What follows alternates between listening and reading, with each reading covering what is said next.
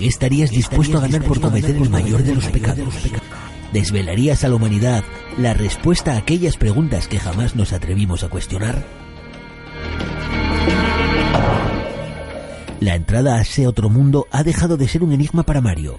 Ahora se muestra ante sus ojos el auténtico camino hacia la verdad, y la sala 56A del Museo del Prado será testigo de ello. Ante él se abrirán las puertas de lo desconocido, el enigma mejor guardado, que durante años permaneció oculto en el interior del retablo La Mesa de los Pecados Capitales, del autor Hieronymus van Aken, el Bosco, y que, a la vista de todos, esperaba paciente a ser desvelado ante el elegido, aquella persona capaz de descifrar los círculos, símbolos, visiones y profecías ocultas en él, sin cuestionar todo lo que tendrá que sacrificar para ello. Septem serán los retos que Mario tendrá que descifrar para descubrir el secreto mejor guardado de la humanidad. Nadie es quien dice ser, y todos tienen miedo de enfrentarse cara a cara al lado más oscuro de su propio ser, su pecado. ¿Y tú? ¿Te atreverías a enfrentarte a él?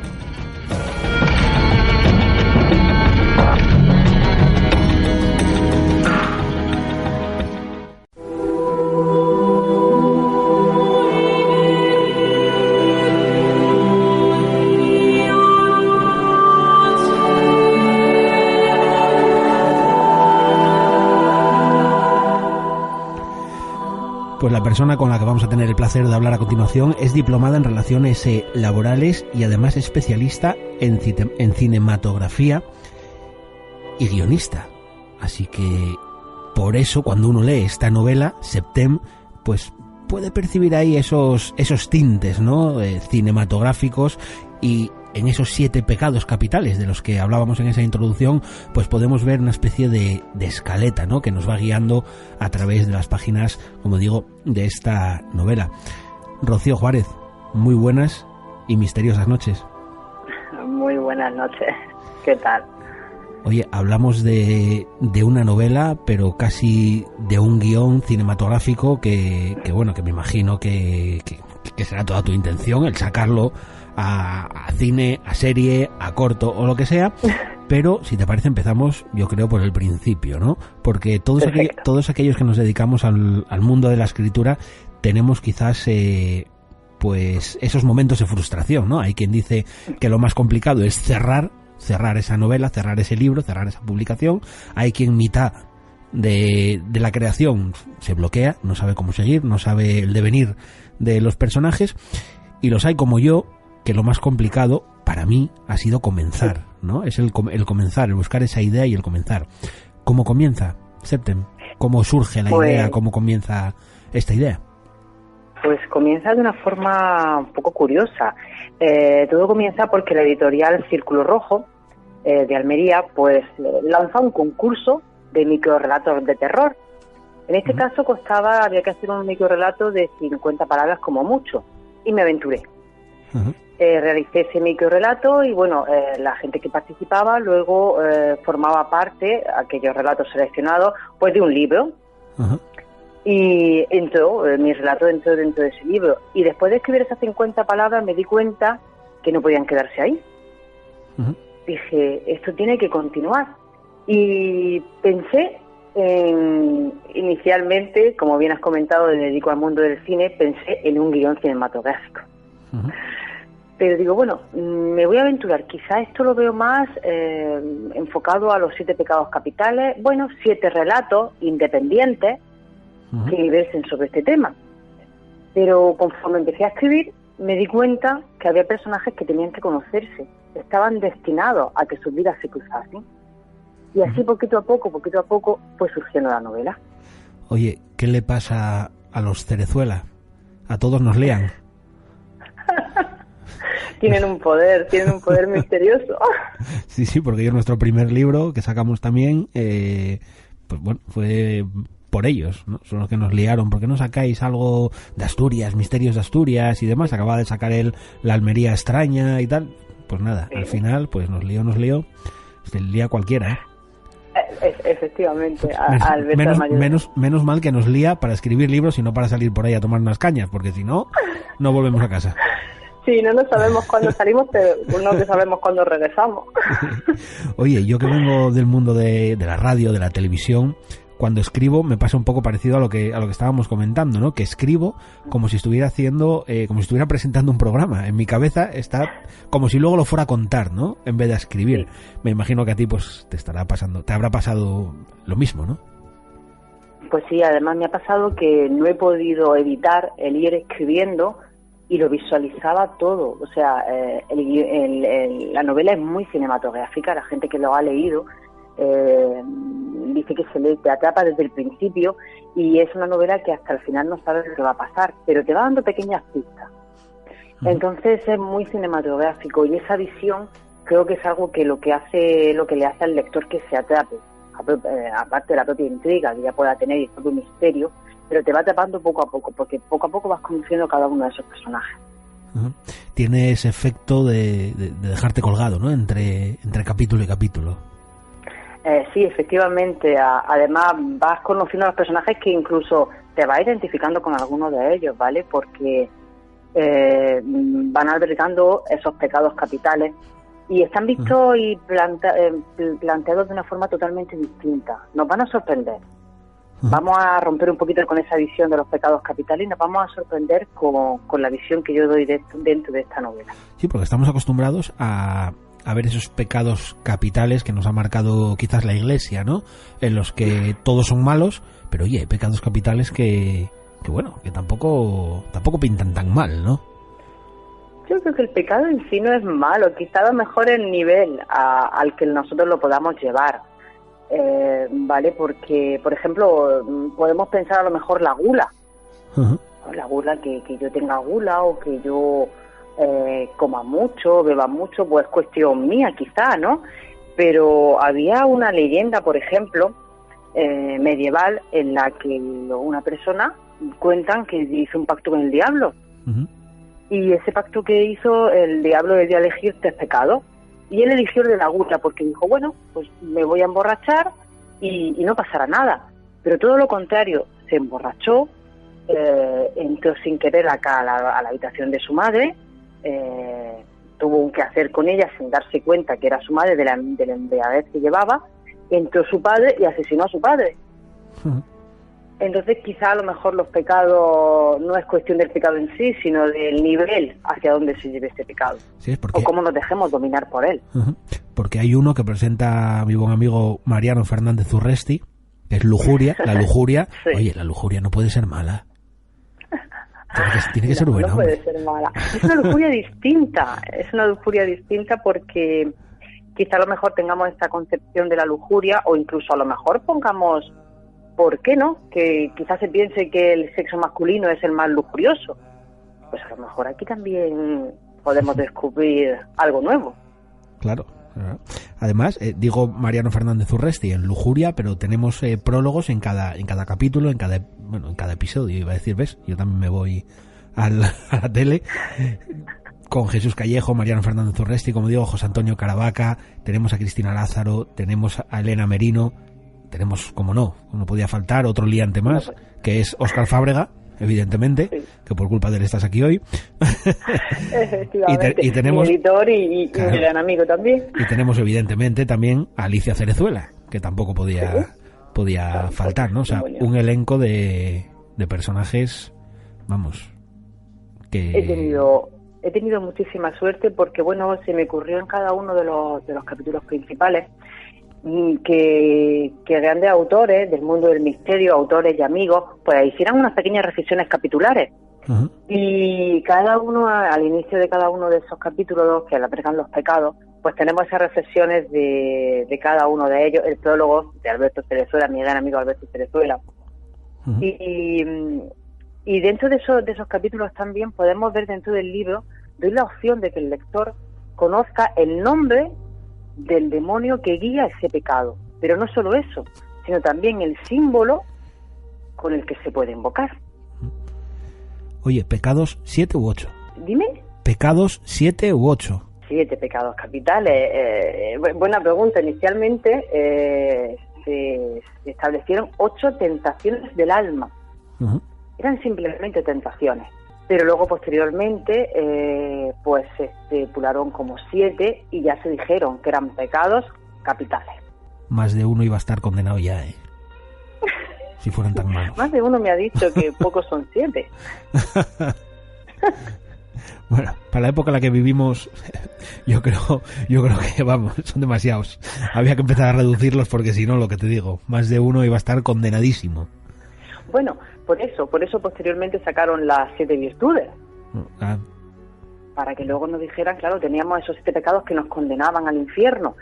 Pero luego pensaron, teólogos cristianos, que igual si seguíamos hacían las 7 virtudes, igual alguna alma se salvaba. Uh-huh. Oye, ¿por qué estos 7 pecados capitales? ¿Por qué te dio por ahí? Por separar esta novela en estos 7 pecados capitales. ¿Por qué no eso, las 7 virtudes? ¿Por qué no sé, otra elección? Pues mira, aquí te voy a lanzar una pequeña primicia. Uh-huh. Verdaderamente tengo un guión Ajá. cinematográfico con las 7 virtudes. Ajá. ¿Vale? Ese guión, pues bueno, está ahí, que espero que algún día pueda ver la luz. Y siempre me ha llamado mucho la atención esa contraposición de las 7 virtudes y los 7 pecados. Entonces la novela la quise guiar por ahí. Y bueno, tengo un guión cinematográfico de las 7 virtudes, vamos a hacer una novela con esos 7 pecados. Y bueno, a mí me gusta muchísimo todo lo que tenga que ver con el misterio, todo lo que tenga que ver, bueno, con este juicio final al que todos tenemos que enfrentarnos. Y ya no solo eso, me centré muchísimo en un cuadro en concreto, en la Mesa de los Pecados Capitales del Bosco. Y me pareció un referente magnífico para poder hablar de estos 7 pecados. Uh-huh. Oye, Rocío, hablas de juicio final, pero juicio final, a ver, ¿cómo te planteo esto? ¿Desde la religión cristiana o juicio final amplio? Pues te mentiría si no dijera que he tocado evidentemente la religión cristiana, porque además este retablo de los 7 de la Mesa de los Pecados Capitales luego tiene 4 prostimerias que nos hacen viajar, ¿vale? por distintos lugares. Nos habla de la muerte, del juicio, del infierno y de la gloria. Uh-huh. Entonces sí tocamos evidentemente ese punto cristiano. El juicio final creo que es algo a lo que todos tendremos que enfrentarnos. Llegará un momento en el que no seremos dueños de nuestro propio ser. Ajá. Y ante nosotros se nos mostrará todo lo bueno y todo lo malo que hemos hecho. Y en ese momento seremos juzgados. ¿Por quién? Bueno, si nos basamos en la Mesa de los Pecados Capitales, por Dios. Por el Dios de la cultura de la religión cristiana que nosotros conocemos. Pero quizás ese juicio tendremos que pasar todos por él, seamos de la religión que seamos, o creamos en lo que creamos. Estamos hablando de ese retablo de Hieronymus Van Aken del Bosco, pero no hemos dicho dónde está en el Museo del Prado. ¿Qué tienen los museos que han inspirado pues autores como Javier Sierra, por ejemplo, como Dan Brown? ¿Qué tienen los museos de misterioso? Muchísimo. Yo creo que el visitar un museo es algo maravilloso. En concreto, en este Museo del Prado, en la mesa se encuentra la sala 56A. Uh-huh. Es una sala totalmente apocalíptica. Es una sala en la que está el Jardín de las Delicias, el Triunfo de la Muerte, y está esta mesa. Y es la única en todo el museo que está colocada de forma horizontal. Es la única que nos obliga a agachar la cabeza para poder observarla. Y creo que ya eso de por sí me parece que es algo muy simbólico. Acostumbrados. Tenemos que agacharnos hacia ella para poder verla, y en ella lo primero que vemos en el centro es a Dios. El ojo de Dios que todo lo ve. Acostumbrados a todo. Una inscripción en latín que nos dice: cuidado, el Señor te ve. Uh-huh. Ahí lo dejo. Acostumbrados a todo lo contrario, ¿no? A tener que levantar la vista para ver un retablo. Efectivamente. Además, este retablo se sabe que estuvo en el Escorial. Felipe II lo tenía como mesa y decían que lo tenía en su despacho. ¿Cuántas cosas se habrán firmado ahí? Claro. Oye, Septem. Estamos hablando de Septem. ¿Por qué? 7 pecados capitales, evidentemente, pero ¿por qué Septem? ¿Por qué no 7 pecados capitales? ¿Por qué no los 7? No sé, ¿por qué Septem? Pues Septen, sobre todo ha venido por el tema de las inscripciones que la propia Mesa de los Pecados tiene escritas en latín. Entonces me pareció que era lo suyo, que el propio título ya de por sí llevara esa inscripción en latín, como no hace la propia Mesa del Bosco, y de ahí vino el nombre. Uh-huh. Oye, cuando uno lee una novela, en muchas ocasiones el autor deja plasmado ciertas pistas de su propio ser, ¿no? De su propio yo, de su propia experiencia vital, de sus propios gustos. Ya no leerla, sino el escucharte deja entrever que eres una apasionada del arte, evidentemente, ¿no? Sí, efectivamente, la novela no podría ser de otra forma. Yo soy amante del arte de por sí. Como bien has comentado antes, Javier Sierra, de hecho, el protagonista de nuestra novela, que se llama Mario, uh-huh. El libro que tiene en sus manos es El Maestro del Prado. Es un amante del arte. Y quizá un poquito ahí sí me he visto reflejada en él, ¿no? En esa curiosidad que él tiene, en esas visitas al Museo del Prado que realiza, porque le dan paz. Porque cuando visita esas galerías siente una paz interior muy muy grande. Y eso quizás ha sido lo que más se ha reflejado mío dentro de la novela. Eso, y luego hay muchos tintes del mundo llamémoslo del mundo del misterio. Muchas leyendas que se hablan sobre esos pecados, que también aparece aquí, el tema de esos demonios, esa demonología que podemos encontrar también dentro del libro.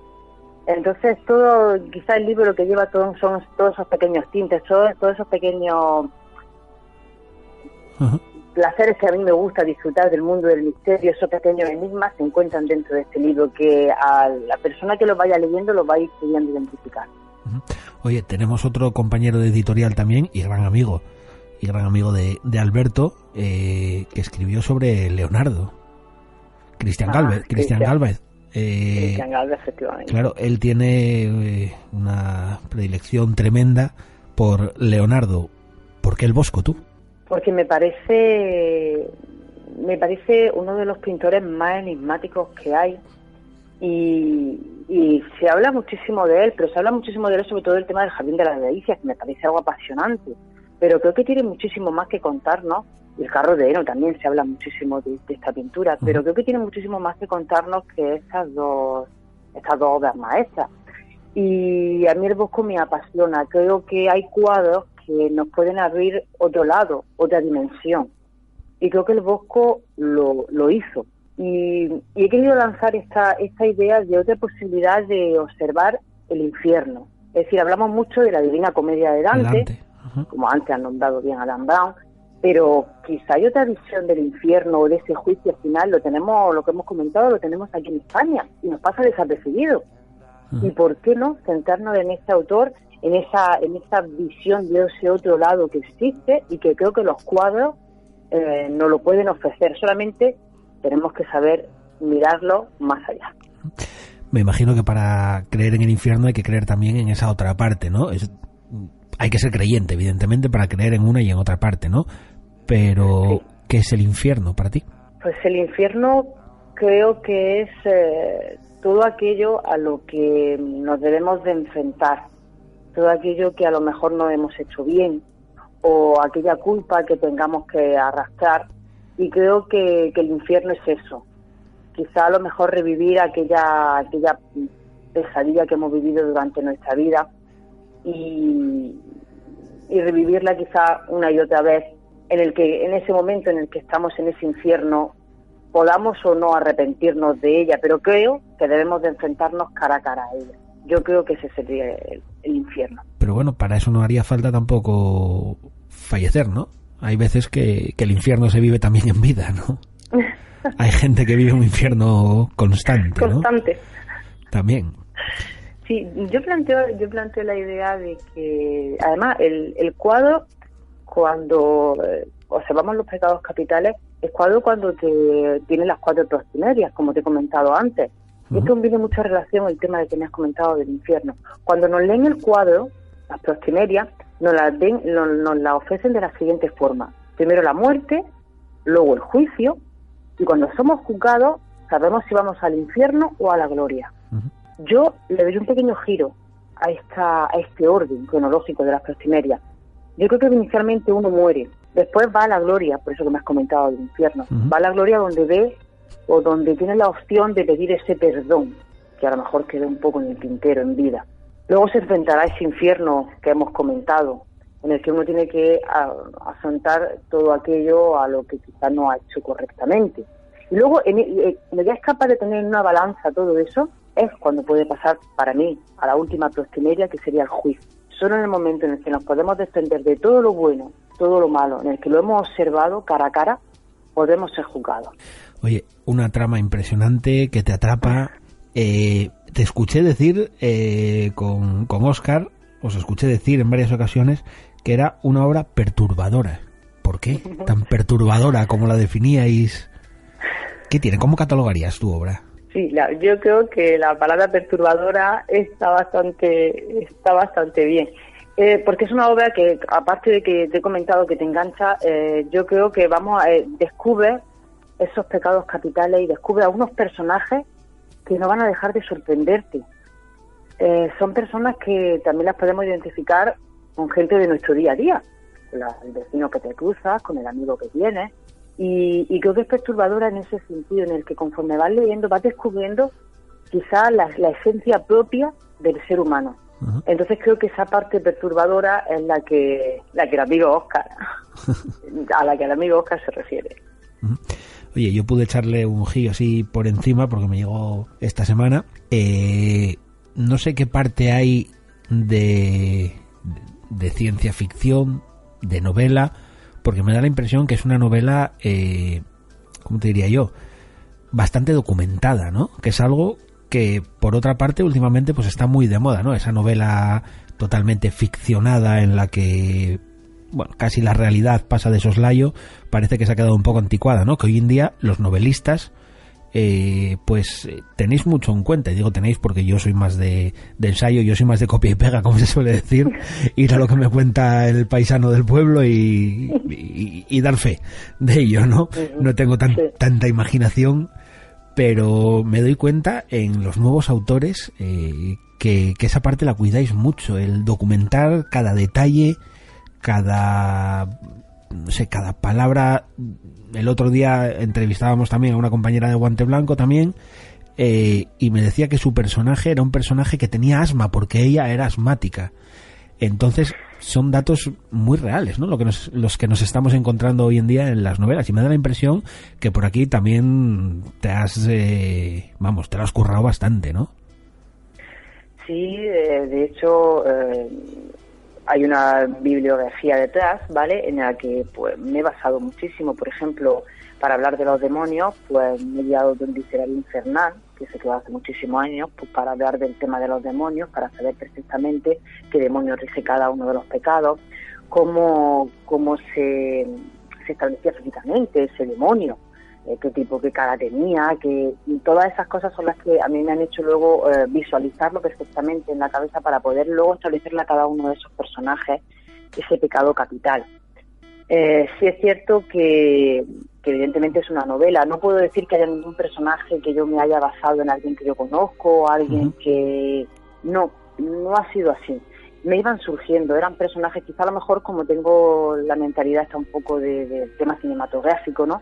Me han ido surgiendo estos personajes solos, pero sí es verdad que todo lo que les pasa dentro de estos personajes está totalmente documentado. Encontramos una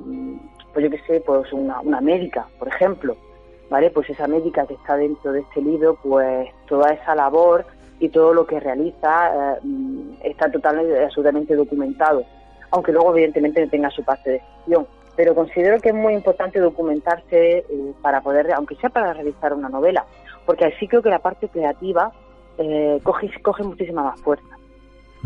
Yo creo que sí, además yo creo que eso es lo que está dándole ese toque más cinematográfico, como te digo, a esta novela más actual, ¿no? El ver que las personas se identifican, ¿no? Incluso cuando un médico coge tu novela, dice, pues mira, lo que está contando es verdad. Esta enfermedad existe de verdad, tiene estos síntomas, tiene tal, que yo creo que es algo que a la novela antigua, evidentemente buenísima, hay novelas muy buenas, pero quizás le faltaba un poco más ese toque de realidad y de descripción, quizás, ¿no? Quizás sí. De hecho, me pasó una cosa muy curiosa porque, bueno, la novela lleva un QR con un tráiler de 1 minuto y medio al más puro estilo cinematográfico. ¿Estaba buena la arena? ¿La arena estaba buena? Yo se lo digo a mi amiga Raquel, que fue la pobre mía la que tuvo que... Ya os vale. Tuvo que ahí comer arena, pero bueno, debo de contar que cuento con un buen artista que es Pablo Ruiz, de aquí de Almería, que aquí yo lo falseé un pelín. Para que no pareciera, no tuviera que comer tanto tierra. Pues eso, dentro del libro hay un QR que se puede visualizar un tráiler cinematográfico y lo que hemos comentado de documentarse bien cuando se rueda, y rodamos con una ambulancia de aquí, la ambulancia que veo de aquí de Almería, y vinieron pues un técnico y una médica, nos acompañaron en el rodaje. Y cuando yo iba hablando con ellos digo, sí, bueno, pues ahora el actor tiene que coger esto y bajar aquí, primero coge este material y tal, y dice, uy, me parece increíble, dice, ¿te has documentado? Y dice, efectivamente, eso es lo que hacemos, y eso es lo que tal, y eso es lo que... Digo, hombre, es que yo me he ido a la sede del 061 de Almería, que me atendieron muy bien, digo, y me he documentado de todo esto. Digo, porque yo no puedo poner en una novela que una persona sale de la ambulancia y coge este instrumental o realiza esto a este paciente sin no saberlo. Y aún así espero no haber metido mucho la pata. Claro, quizás estresa un poco más el escribir algo sin documentarse y el a posteriori estar pensando, a ver si lo va a estar leyendo un médico o, como dices tú, un sanitario o un policía. Y decir, a ver si metí la pata. Claro, a veces casi que estresa más. Y ya cuando te dedicas, pues eso, al mundo del cine, del guión y demás, yo creo que bueno, que eso ya está en el código, ya no en el ADN, en el QR de cada uno, ¿no? Efectivamente fue inicialmente lo que tuve que hacer, el documentarme en ese sentido porque era primordial. Era primordial no solo para la novela en sí, sino por supuesto para las imágenes también. Oye, Rocío, tienes ese guión que me dijiste de las 7 virtudes, ahora tienes ya otro con los 7 pecados capitales. Veremos, no sé, una serie, un corto, algo. Me imagino que será tu intención como guionista, ¿no? Sí, por supuesto.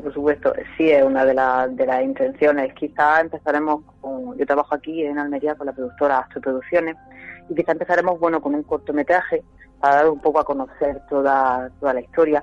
Pero te seré sincera, veo una miniserie de 8 episodios. Oye, mira, te voy a decir una cosa. Esta misma pregunta se la hice a Sáez de Urturi con La Ciudad Blanca. No sé si la conoces, la trilogía. Sí. Y hace poco, pues, se hizo una serie. Cierto. Curioso. Y ella me dijo lo mismo. Muy difícil, ya sabes cómo está el mundo de la tele, cómo... Pues ahí está. Oye, eso va a hacer que da buena suerte. Bueno, oye, a ver si es verdad, y dentro de poco pues podemos ver Septem en pantalla, aunque sea en la tele. Ojalá. ¿No? Porque me imagino que en próximos proyectos, ¿qué tienes por ahí? Pues bueno, ahora mismo centrada en el tema del cortometraje que queremos hacer, ¿vale? Es una de las cosas, pues bueno, primordiales que tenemos con el tema de la novela. Y bueno, alguna otra visión tengo por ahí de hacer algún libro relacionado con el arte. Como no podía ser de otra forma. El arte de las 7 disciplinas es una cosita ahí que tengo un poquito en mente, como no, con el compañero Óscar de Guante Blanco. Qué liantes son todos en esta editorial. Pues Rocío, un placer el haberte tenido aquí, que nos hayas acercado un poco más Septem y esos 7 pecados capitales. Y oye, te voy a emplazar ya para otro día, si te apetece pasarte por aquí por tiempo cero, y desgranamos un poquito más, pues por ejemplo al Bosco, ¿no? Por ejemplo. Sí, aquellos podemos hablar de los orígenes del Bosco, que también son muy interesantes. Perfecto, pues nada, ahí te dejo esa propuesta, esperando también que mira lo que te digo, esperando que me digas que no, porque no tengas tiempo, porque lo próximo que vayas a hacer vaya a ser una serie de Septem y estés muy liada. Sí, ¿no? Bueno, ojalá. Pues Rocío, un placer, mucha suerte con Septem, con la novela, con esos 7 pecados capitales, que la gente conozca estos 7 pecados capitales, aunque sigamos pecando cada día, que a veces si no se hacen muy muy aburridos los días. Muchísimas gracias a ti, ha sido un placer. Igualmente, Rocío, un abrazo. Gracias, un abrazo.